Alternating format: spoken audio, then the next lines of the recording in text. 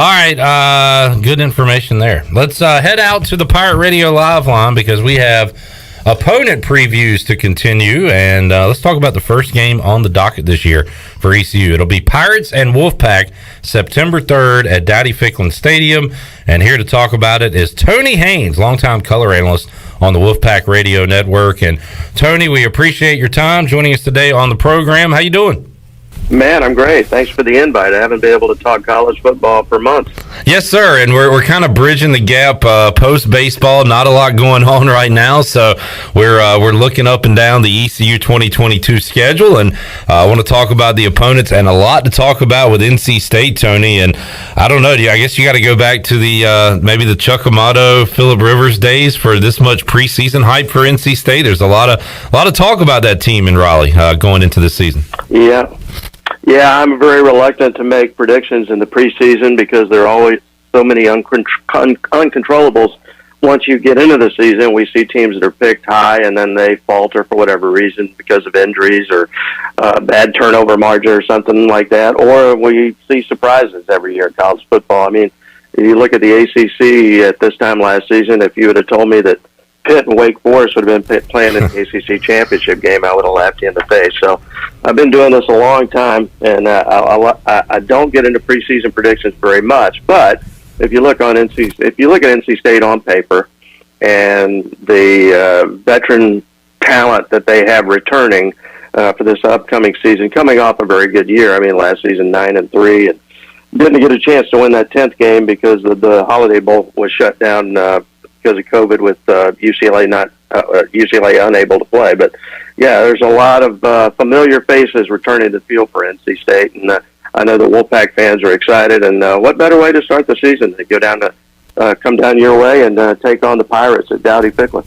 Tony, you've seen a lot of great quarterbacks there play at Carter Finley Stadium, and some of those in the NFL right now. What makes Devin Leary so good? Why are folks so excited about another year of Devin Leary? What does he kind of do to separate himself? Well, the physical measurables are great with Devin Leary. I mean, he has a fantastic arm, but as we know, being a successful quarterback, there's more to, if you're going to be a really good, consistent quarterback, you got to have more than a shotgun cannon with your right arm, as we know. I mean, I think back to the best quarterback I ever saw at NC State was Phillip Rivers. And Phillip wasn't blessed with the strongest arm. In fact, for a couple of years, he struggled with his mechanics, kind of had an awkward throwing motion. But as we know, not only did Phillip Rivers become one of the greatest quarterbacks in the history of college football, I mean, by the time he finished his career, he was number 2 on the all-time passing list at that time. And then he had that long career in the NFL. Although he got away with not having a strong throwing arm, he did know where to go with the football, however, and he got rid of the ball quickly. He was able to go through progressions and read defenses. So that's where Devin Leary needed to land in order to become a successful quarterback. I remember when Leary came to NC State as a freshman, he was the all-time passing leader in the state of New Jersey as a high schooler. But when he got here, he had to learn the hard way. It's more than having a strong arm. He'd try to force the football in. He'd try to throw the ball through tight windows, and all of a sudden you see the ball get tipped in the air and intercepted. And, he wasn't ready to play as a true freshman. They redshirted him, and you'd see him in practices and scrimmages. It was feast or famine. He would have great moments, and then he would try to force one, and before you know it, he was turning the football over. So it was a great marriage for NC State when Tim Beck a couple of years ago arrived as the offensive coordinator. And Tim Beck and Devin Leary have worked together very well. And Beck has taught Devin Leary how to take those tools he possesses physically and become the best quarterback he can be. And now he's not forcing the ball into tight windows. He does a good job of looking at the defense and doing the things that he needs to do to read the defense and make the proper throw and go to the right receiver. And now you've got the combination of his physical skills and his physical strengths, but he's also got a great mind to play the position of quarterback. And number one thing you got to do is take care of the football. Remember I said when he came as a freshman, he wasn't doing that very well, but look at, kind of look back at what he did last year. I don't know that any quarterback in the country had a better interception to touchdown ratio. He had 35 touchdown passes and only 5 picks. That's pretty amazing. When you go through a 12-game season, you only have 5 interceptions. Talking to Tony Haynes, should be a great quarterback battle between Devin Leary and Holden Naylor September 3rd at Dottie Ficklin Stadium. Tony, how about the offensive line and the skill guys around Devin Leary? Is there enough there for a potential special season for NC State offensively this year? Yeah, it's interesting because I think back to North Carolina last year. The Tar Heels started the season as a top 10 pick, ranked in the top 10, primarily because of their quarterback, Sam Howell. But a lot of those media members who were picking North Carolina as a top 10 team forgot the fact that the Tar Heels lost 2 NFL caliber running backs from the year before. They lost a couple of excellent big play wide receivers. So there was a lot of pressure on Sam Howell to do it all by himself last year, and he didn't have the same level of talent around him. And as we know, North Carolina didn't live up to those top 10 expectations, and it was probably unfair to pick them as a top 10 team. You look at NC State this year, and Leary's going to deal with some of the same things that Howell had to go through last year because he too has lost some pretty talented players around him. You start with the running back position, Bam Knight and Ricky Person. Last year they alternated, and between them they had 1,400 yards rushing between them. So they have to be replaced. And then you got Emeka Emezi, who left NC State as the school's all-time leading receiver, and he had great games last year against Clemson and North Carolina, probably the 2 most important wins of NC State's season. And then the big guy at left tackle, there's nobody on the roster that can replace Ike Ekwonu. If he wasn't the best offensive lineman in college football, he was certainly on the short list. He was in the discussion. And then, of course, he became the 6th pick in the NFL draft taken by the Panthers. So, there are some significant losses on that offense. But I think the difference between NC State and North Carolina, if you want to try to compare the 2 teams, with North Carolina ranked in the top 10 last year and NC State potentially a top 10 preseason team this is, NC State's expected to have one of the best defenses in the ACC, if not the country, whereas North Carolina wasn't as strong defensively last year. In fact, they fired their defensive coordinator after the season. So there's so much attention coming Devin Leary's way, but I think what could separate NC State this season could be the defense, potentially a dominant defense if they're able to stay healthy. And that's the recipe for a great season, putting those 2 sides of the ball together. And if I recall, Tony, I do remember the great offenses NC State had in the early 2000s, and then it kind of shifted to great defenses with Mario Williams and Manny Lawson and John McCargo, and you just kind of couldn't put them together, right, to make a magical run. Yeah, you have a great memory, and I was there, and Phillip Rivers' senior year, NC State had one of the most prolific offenses in all of college football. But that year they were really young on defense, and they couldn't stop anybody. The next year, Rivers was gone. NC State took a big step back offensively, and they brought in Reggie Herring to take over the defense, and they had the nation's #1 defense. So the stars, as you say, were never aligned, whereas this year, potentially they have a chance to line up those stars properly and have a great offense and a great defense at the same time. And, the key is going to be health. Last year, NC State started the season with arguably the best linebacking core in the ACC, Isaiah Moore, Peyton Wilson, and Drake Thomas. Wilson got hurt in the second game, never returned. Mid-season, Isaiah Moore tore his ACL, and he missed the second half of the season, so it was all up to Drake Thomas, who had a great year. He finished as an all-ACC linebacker. But Coach Dave Doran refers to those 3 guys as the dream team. And late last year on his radio show, he said, I look forward to coaching the dream team next year. So he gets those guys at the beginning of the season. Hopefully he can keep them together because those 3 together are really dynamic players.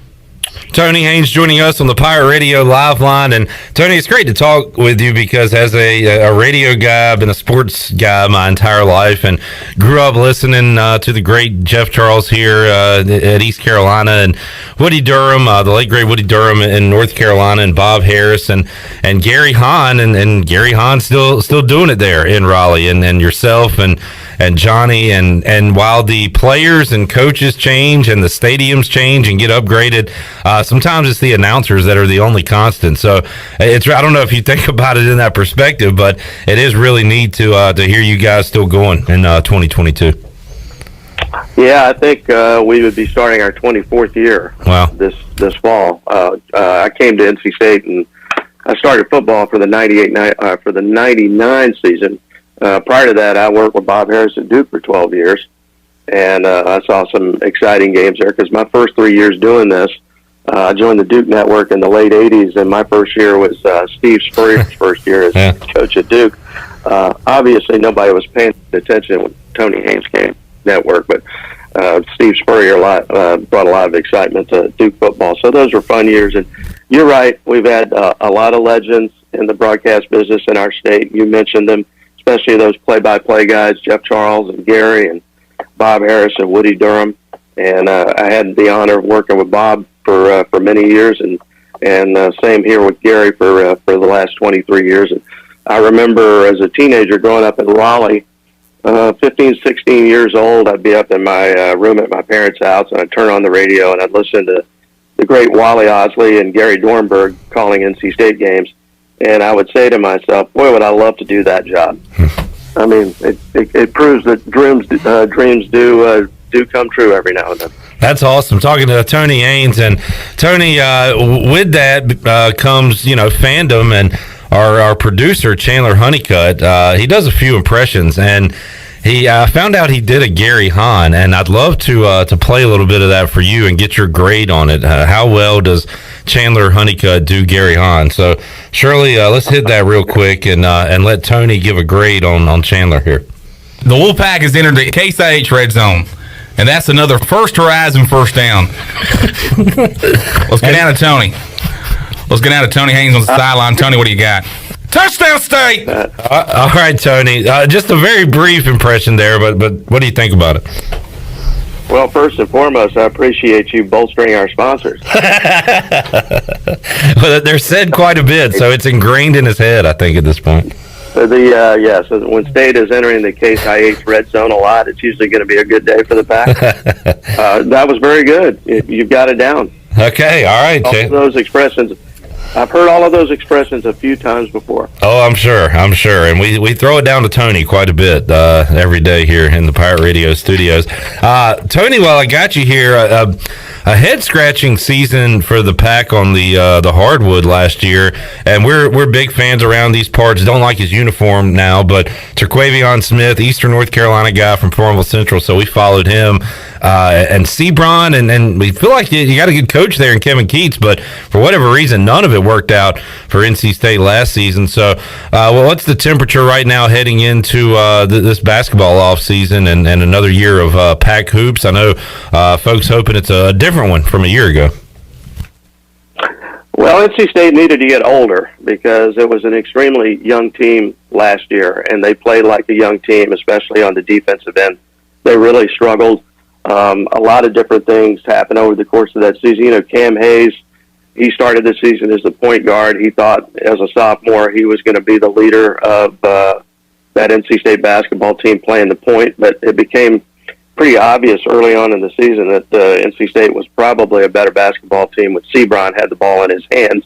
And so all of a sudden the guy you expected to be your starting point guard, he's coming off the bench. He's the sixth man. And then, of course, really the season went south 59 seconds into the season when Manny Bates injured his shoulder and he walked off the court. And we should have known at that point maybe it was going to be a long year because he was a guy that clearly was going to be one of the more dominant five men in the ACC, especially with his shot blocking prowess. He just changes your team defensively. And with him not there protecting the basket, teams would just drive on the Pack at will, and they didn't have to have Manny Bates to worry about. So, that when Manny Bates left the floor early in that first game, it was pretty clear with the youth in the backcourt that NC State could potentially struggle in the ACC. And you look around the league, so many teams like Wake Forest, they got older in a hurry by using the transfer portal. Yeah, and they were one of the most improved teams in college basketball. And so, State has retooled its team here in the offseason, like Wake Forest, dipping into that transfer portal and trying to become an older, more experienced team. And, it's a different day and age in college sports, and, that transfer portal is there for a reason. It's available, and you got to take advantage of it. Tony Haynes joining us. Tony, great stuff today. Appreciate you joining us, and hopefully we can reconvene the week of the game and preview it once again. NC State and East Carolina, September 3rd. Daddy Ficklin Stadium should be a fun one, should be a packed one, Tony, and a great football atmosphere. And, I had a lot of conversations with Jeff Charles during COVID, and we both kind of wondered, would the crowds be back once this thing is under control, and will we ever see stadiums like we've seen in the past? And the answer to that is yes, and I'm very, very excited about that. And that atmosphere on that first Saturday in September this year should be a good one here in Greenville. Yeah, I'm glad you mentioned that because we won't take that for granted anymore. Yeah. We sat around 2 years ago watching games and nobody was in the stands, and it just really didn't seem like college football. It was like a preseason scrimmage, 12 weeks during the season. And now, we got back with the fans coming back last year, and I won't take that atmosphere and that enthusiasm for granted anymore. And I know it'll be a perfect way to start in early September when NC State and East Carolina get together. Yes, sir. Well said. Tony Haynes joining us today. Tony, enjoy the rest of your summer. Appreciate your time, and we'll chat with you again down the road. All right, look forward to it. Tony Haynes joining us today on Pirate Radio Live as we continue our opponent previews.